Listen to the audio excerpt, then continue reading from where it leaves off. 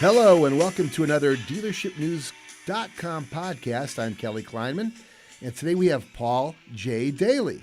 Now, I ran across Paul on the Driving Sales website. They had a blog on the site about Amazon and the scenario of Amazon getting into the used car business. Now, I'm not in favor of that at all, but I wanted to do a little bit of research on Paul, so I perused his websites, and I see a very, very busy guy immersed between a practical automotive vendorship and a far more challenging role of a videographer / production company. Paul, how you doing, man? Oh, I'm doing great, Kelly. Thanks for having me today. A pleasure. I see you're up in Syracuse, beautiful time of the year. I think spring has sprung about an hour ago. Well, has it sprung up by you? Yeah, it's funny. In Syracuse, I kind of knew it was springtime because I looked out the window of my office and I saw there was a crew filling potholes in front of our headquarters here. So I guess that was pretty appropriate. You know, Syracuse is known for some pretty rough potholes, so I think it's springtime because the pothole crews are already out. So I'll say yes, although it is 30 degrees. Yeah, hardly spring, but potholes are a boon for you. We'll get into that in a minute. What got you into the automotive industry to begin with? Very curious. Have you always been a car guy, or did you more or less fall into it, speaking of potholes and such? Yeah, no pun. It's awesome. I did more or less fall into it, so not a car guy by pedigree in any way, shape, or form. Actually, even being in the industry, I like cars, but I'm not a motorhead. And, growing up, our family were, $200 Volkswagen on the side of the road kind of family. The first new car dealership I was ever in was about 3 months before I started the business back in 2003. Took a service writer job because a friend from church owned the dealership up here in upstate New York, and learned service writing. And a friend of mine was doing wheel repair, and I was kind of looking for something that would give me some more flexibility, actually, so we could serve in our church more at the time. And so I checked it out, and I said, you know what, I think I can do that.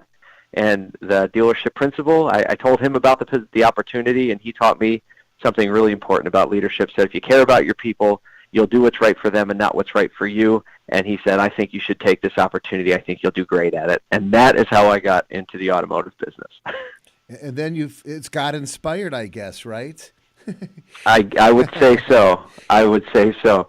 And then you find out that if you do right by your customers too much, they start taking advantage of you, and that's a whole other story.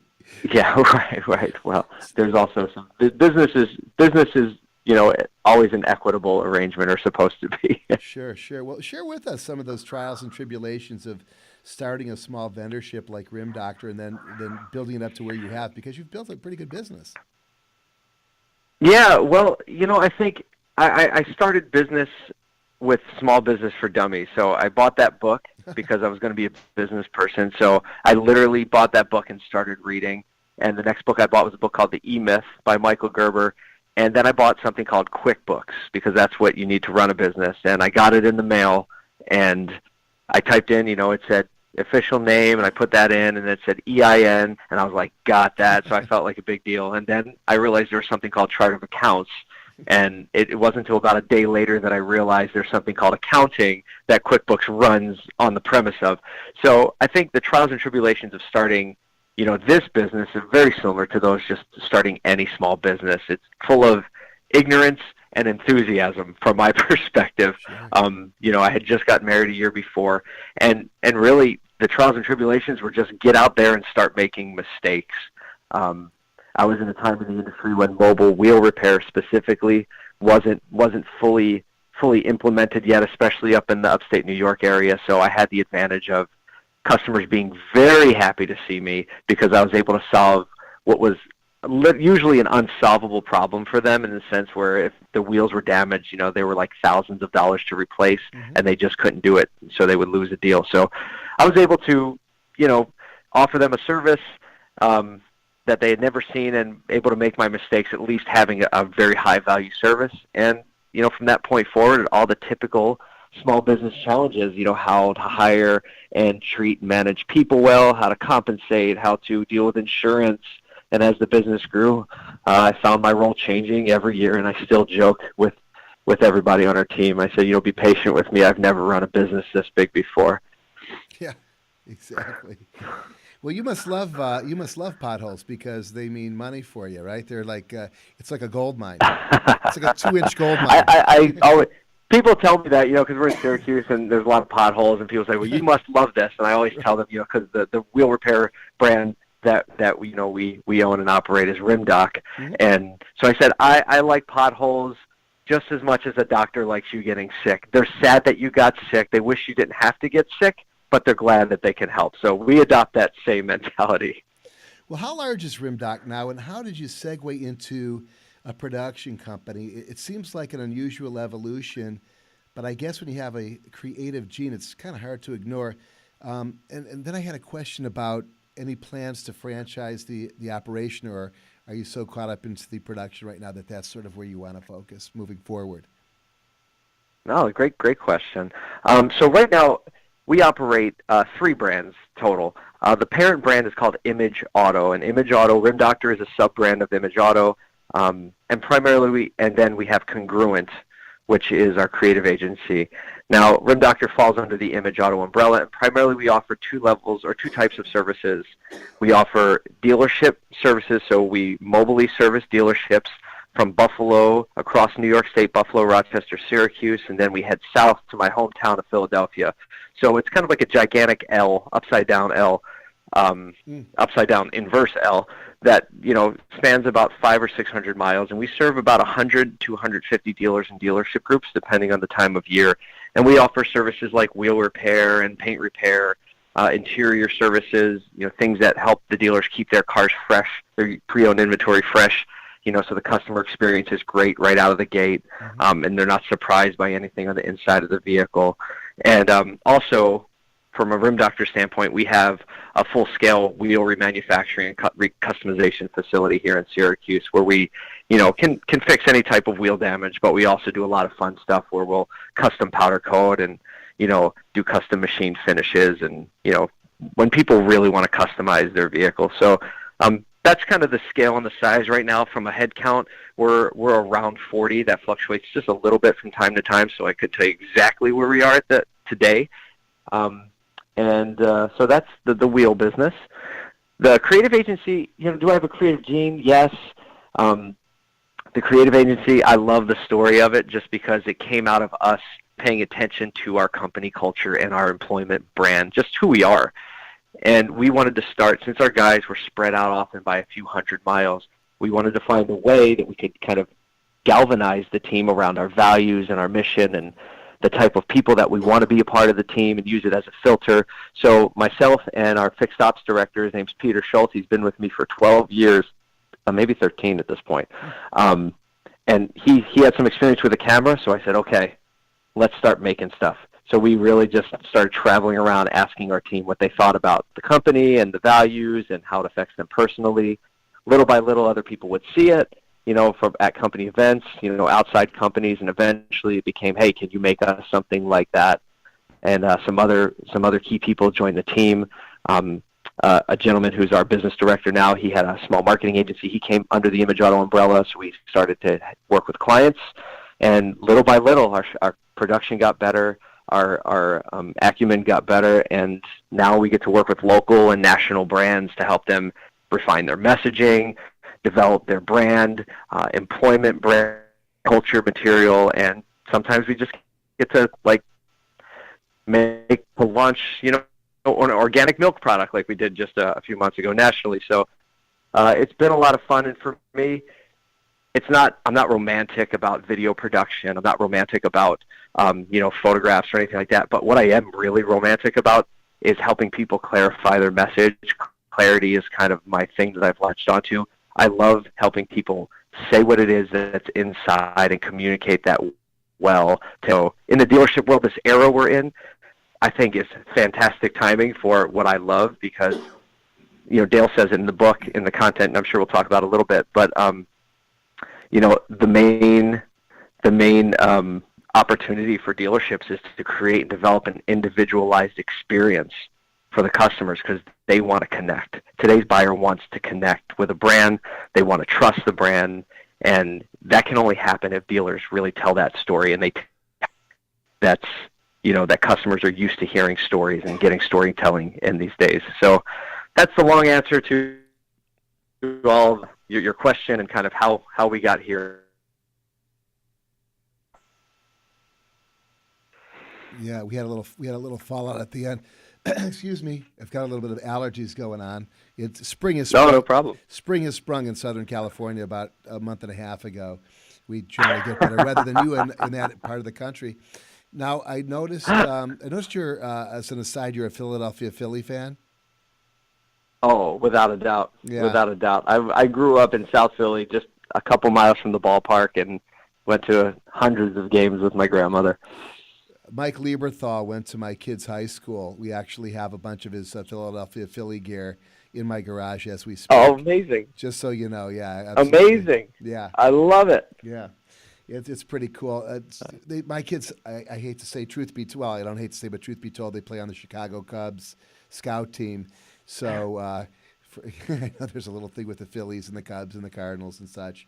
But good luck. Good luck this year. You might need it. But I like what's going on in Philly. You just brought in Gabe Kapler, who's also from our area here, and we have mutual friends. We'll see how he does. Oh, that's amazing. Yeah, I didn't realize that. That's great. But now we're pretty optimistic. I think there's just a lot of optimism in sports in Philly, just in general, coming off the Super Bowl win. So it's a good time. I tell my 11-year-old son, you can't waste this, because I grew up my whole life never seeing some of this stuff. Right. And now you get to experience it at 11. You better enjoy it. Yeah, the Eagles look great with Carson Wentz. Of course, I'm originally from Cleveland, and we waived on Carson Wentz and picked whoever the heck we picked. Yep. And I know that they don't want to make that mistake again, and our loss was definitely Philadelphia's gain, and it was terrific to see the Eagles do what they did and go as far as they went. It's pretty awesome, man. Pretty awesome. Sure was. Let's talk about your approach to production. I'll always veer off subject when it's baseball talk, but so Paul visits a potential client or a client, and surely you have to go through some kind of a checklist. So, what's your creative process, and what are the challenges that you face conveying your creative vision to a client who's expecting whatever you come up with to work? Just a little quick background on me. I've done a number of pilots. I've done a lot of production, a lot of video, and it's always a challenge to get a client to see the same sight that you see in your head. How does that work for you, and what is your process?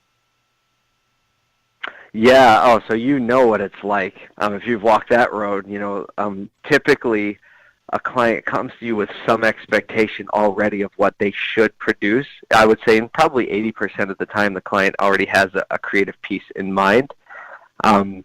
So what we really back up to initially, often clients will say, hey, we need a 2-minute video. And so we'll start to explore that and back up and start to ask questions like, what type of video do you want? Why do you think you need that type of video, and who are you trying to communicate to? And then what do you want to say to the person you want to communicate to? And by asking those questions, 9 times out of 10, we usually begin again. Like, the client usually gives us permission to start at the beginning, and we really get into their brand and the product that they're trying to launch or the thing they're trying to communicate. And then we try to walk our clients on our website. It says, creating video without a plan or strategy is like setting money on fire. It's a great way to set money on fire. And then we say we don't let our clients play with matches. And the reason we do that is because it's very easy. Like, production is expensive, and it's very easy to romanticize what you think will do the job. And what we try to do is walk the client back down the road, and we say, okay, let's define the demographic. Now let's take a look at how that demographic is currently consuming content. Right, and we all know, right, that's on their phone, that's on Facebook or Instagram or Snapchat or whatever, depending on the demographic. LinkedIn, often if it's professional service, and we start to say, okay, what actually gets your attention? And the thing that's changed from commercial-based television network commercials to now we just day trade and we broker and we go back and forth trying to grab seconds of someone's attention in a world where we're not only competing with the other advertisers and other products and services, but we're also competing with Aunt Mabel's new puppy.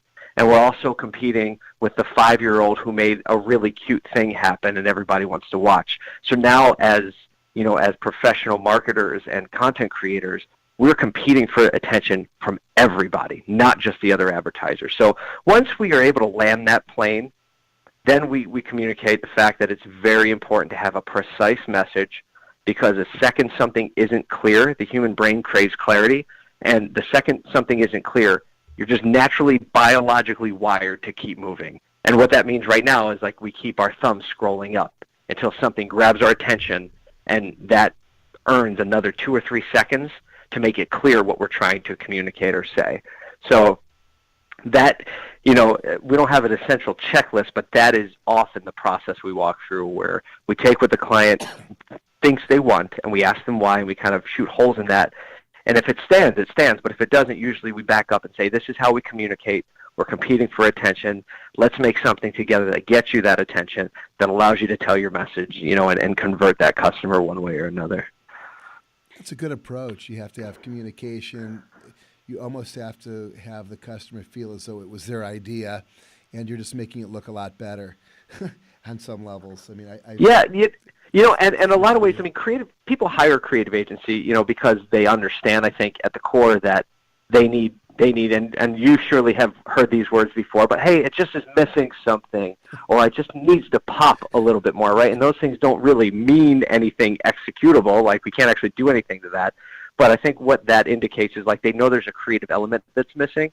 So I do think a lot of times, clients do understand their customers and they do understand their product, but I think it takes an agency and an outside objective voice sometimes to kind of draw that out and then like write it in a sentence, and then they all nod their head and like, yeah, that's what we've been trying to say, So it's a lot of fun to do it and go it that way and help them kind of pull out what's actually in there and then add some creative mojo on top of it.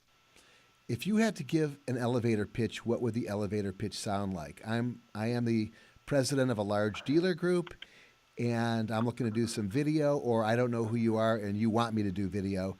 Hello, it's great to meet you, Patrick. I'm Joe Blow. Yeah. What do you guys do? Yeah, so I would say that we specialize in helping you communicate the individual nature of your brand in a way that your customers can understand it. And traditional media is not what it used to be, and I fully believe that if you brand your dealership effectively, it will pervade every area of your dealership. It'll make it easier to hire millennials. It'll be easier to attract millennials. It'll be easier to differentiate yourself from the other Chevy dealers on the block. And when Amazon finally comes to market, it's going to be the thing that you need to deploy in order to take trust away from them that the customer has been building one transaction at a time on $10 items. I like it. So it's a short elevator ride. That's the pop. That's the punch. So, Paul, let's talk about Amazon and Facebook getting into the car selling game full throttle for a few minutes. You have an interesting take on the subject, and I'd like to have you share it with us. Actually, I read about it through Patrick Bergaman's blog on driving sales or something like that. Yep. And to be truthful, I'm very anti-tech. I just think that they're getting too big for their britches. I think it's a job and an economy killer in the long run. For the obvious reasons, but what's your take on it? I thought it was a very interesting blog piece, and from what I understand, it was written by Patrick, but put into his cranium by yourself. So what do you think of that? Yeah, no, Patrick's fantastic, and he's really taken well to the content we've been making and producing, and I love the blog post. My view of Amazon is that they want to take over the world. And they're showing the world that they have a really good chance of doing it through acquisitions, through the amazing leverage that they've built. I mean, last quarter it was on $6 or $7 billion in profit, and for years and years and years, everybody looked at Amazon and they scoffed and they said, "Oh, well, they're not even making any money and all this." But Amazon kind of has flipped the game, and they had a vision for what they are now, and now they're the scale at which they're able to expand and execute, I don't even know that we can really fully understand it. And basically any industry that technology touches is incredibly transformed. And when the internet has touched retail right now, it's the retail apocalypse, as everybody's saying. And that's true if you're a retailer, but I have to say, from a like, it's not that bad, actually, having every retailer jockeying for my attention and trying to make things faster and easier and cheaper. So from a consumer standpoint, I'm looking at it and I'm saying, like, you know what? Retail apocalypse is actually not too bad. Now, granted, as you mentioned, there are socioeconomic forces at play. It's going to change real estate and landscape, and all that's happening. Amazon is not going to stop. They're not going to let up. And in the end, consumer behavior is going to drive who wins this game. When it comes to dealerships, Dale's book, Like I See It, that we created this content series around because it resonated with us. Dale's book is, he's not telling dealers necessarily you should do this or you should do that. But through writing the book, Dale's intent is to sound the alarm so that dealers are paying attention to an issue that Dale believes is way more serious than people are giving it credit for. And so when we come back to Amazon, we think, okay, Amazon is going to get into the car business. We already know they've been hiring executives. They're executing overseas a little bit. And they don't just want the car business. They want the maintenance business. They want the service business. They want anything that they can get that to make them more a part of your ecosystem. Yes, there are a million roadblocks for them to do it, but they will be in the car business. And when that happens, local dealerships need to understand how to communicate and give the experience to the customer that they want. Because the customer's desire for that experience is actually what's giving Amazon success, and dealers do have an opportunity to capitalize on that.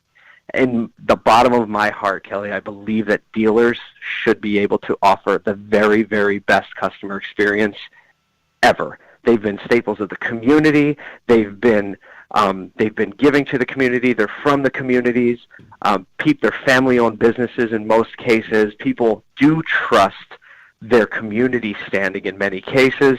And so dealers need to be able to leverage that. And if I had a choice between, buying a car on Amazon or buying it from the dealer that I know that I trust, that sponsors my kids' Little League, I'm going to do that. But there is a point in every customer's behavior that if it gets inconvenient enough, they will buy a car from Amazon. So we tell our dealers, look, we're making this content. We're trying to help, whether it's customer experience or millennials or company culture or, digital marketing, whatever it is. We believe that our dealers should be the best equipped dealers to fight this and need to pay attention to it if we're going to win. Because when Amazon does come to market, if a Syracuse market buyer, for instance, buys a car from Amazon or Carvana or whoever else is selling from out of market, you just lost the sale and we just lost a car to recondition. So that's, as you can tell, I've thought about it a lot. I'm passionate about it. And I do think the dealers can win this game. Yeah, all really, really good points. I think the more that Amazon gets ensconced in our culture and in the psyche of the American consumer, there's probably no stopping them. It's been a long time concern of mine. Same with Facebook on some level, although when you have somebody who's as polarizing as a Zuckerberg or a Bezos, they slip. They make a mistake. Something bad happens. A whistleblower comes out. And it changes that psyche, and suddenly people take a stand. And I'm hoping that, I don't wish anybody failure, but I think that Amazon is just getting a little bit too big, and I don't like the idea that they're job killers. I think, like you think, I agree with you that there's some huge obstacles that they have to overcome. They can't guarantee the cheapest price product. I don't think that the OEMs are going to want that to be any part of this model. So they're going to be probably doing battle on a more level playing field than they are currently in the consumer area. But all good points. Got a question for you. Oh, by the way, that's Steely Dan, the Royal Scam in the background, as I think of Amazon and Facebook. Nice. But where do you see yourself 5 years from now? I know where you're going to be. I know where you're going to be in a few days, because I'll be there too, and I'll hit you up. But where do you see yourself 5 years from now? 5 years from now, Well, I will be the parent of almost 3 teenagers. So I think of that first. I have an 11-year-old, a 9-year-old, almost 9, and a 6-year-old. So I'll be right in the thick of teenage years. But in 5 years from now, I hope to be in a place where whatever we're doing as a company, whether that's creative, automotive, I hope to be seen as an asset and a resource. I know that's kind of vague, but that's really how we've always operated as a business. That's how I've always operated as an entrepreneur and a CEO. That 5-year plans are really difficult unless they're super macro, and I don't have a super macro plan. Well, the super macro plan is to have a healthy family and to provide for them well. But for the industries we're in 5 years, I just want to be known as a go-to asset for whatever pivots we need to make at that time. We'll know the answer to the Amazon question by then, and there'll be VR and AR and voice and all these other things that are playing a role. And I just want to be someone that's seen as a go-to. Awesome. Great talking with you. Thank you so much for being a guest. Of course, we're speaking to Paul J. Daly. You could see him at pauljdaly.com. You could go to the is it RimDoc.com? Convergence? RimDoc.com, yep. Okay. And he's the owner, the grand poobah, and the big chief of all those companies. I'll be seeing him in a couple of days at the NADA Conference Expo, trade show, whatever you want to call it. Paul, thank you for joining us. We'll be speaking to you down the road. Have yourself a great rest of the week. My pleasure, Kelly. Thanks for having me, and be well. You too. Take care. And that's it. That's DealershipNews.com's podcast for a Tuesday afternoon, the first day of spring. I'm Kelly. We'll see you soon.